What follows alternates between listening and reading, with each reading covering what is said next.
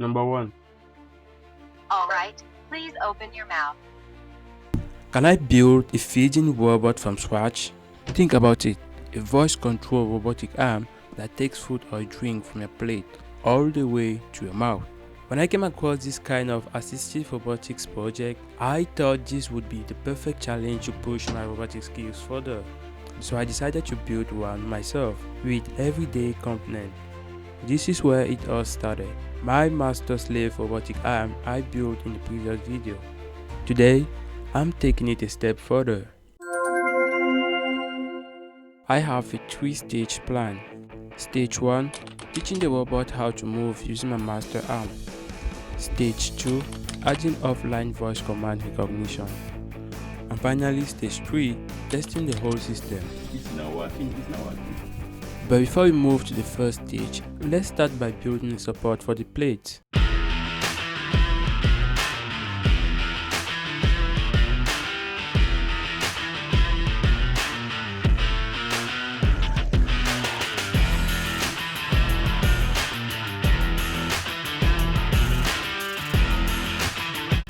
After fixing the plate, it's time to mount the spoon on the robotic arm.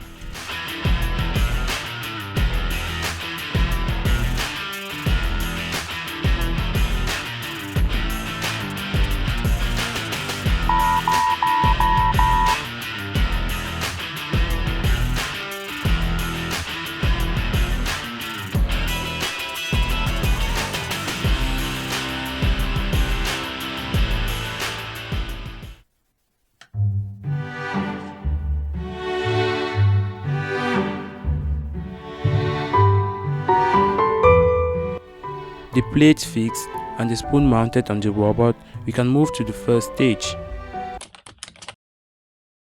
Now, how does a robot know where to go? You have to teach it. Instead of writing coordinates manually in the code or using some big brain maths like inverse kinematics, I moved the master arm and the ESP32 reads and displays the several angles on the serial monitor. I just copy those angles, which can also be called frames, and paste them in my code, and that's it. The robot now knows how to move from a plate all the way to my mouth. I then repeat the same process for the second plate.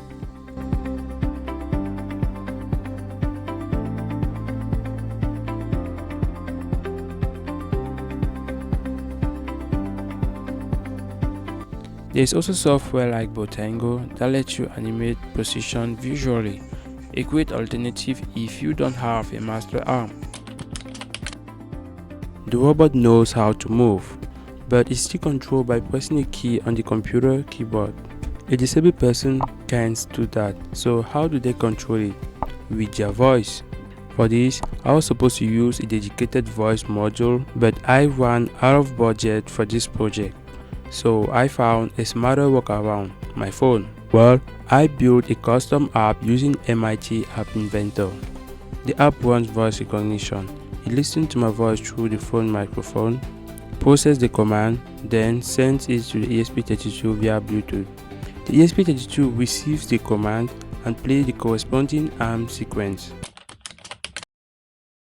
For this first test, I'm actually going to test directly with real food. Hope it works.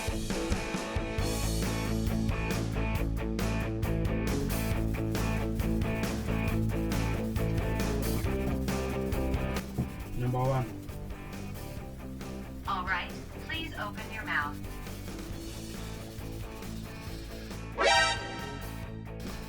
I have to be honest, the first test wasn't the best.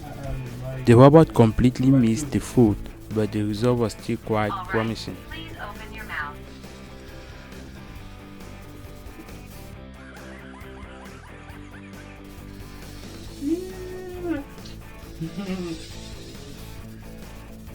Number 1.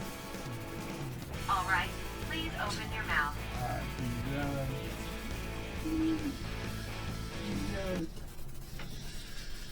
It's not working.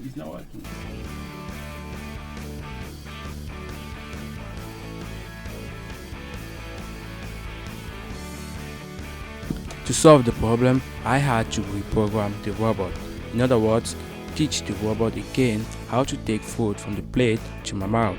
but this time with actual food in the plate, which makes the positioning much more accurate. After all the work, it's finally time to test it again. Number 1. All right, please open your mouth.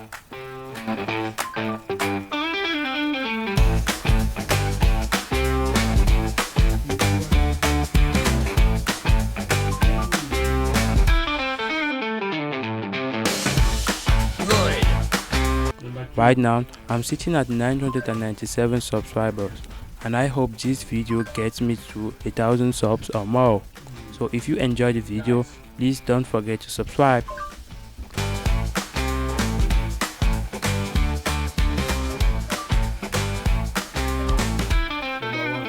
I'm actually thinking about doing a part 2 for this video, where I turn this project into a more professional one using GLC PCB services like 3D printing, CNC machining, or custom PCB design. So stay tuned for that.